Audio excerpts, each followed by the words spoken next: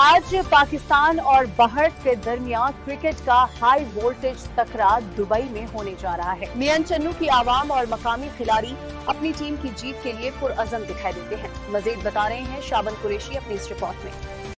आज दुबई में पाकिस्तान और भारत के दरमियान क्रिकेट का हाई वोल्टेज टकराव होने जा रहा है।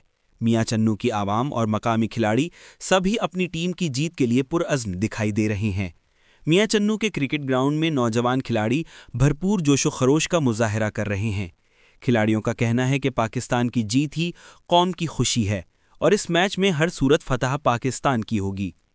नौजवानों का कहना है कि पाकिस्तानी टीम ने हमेशा कौम को उम्मीद दिलाई है और इस बार भी जीत का परचम सब्ज हिलाली ही होगा।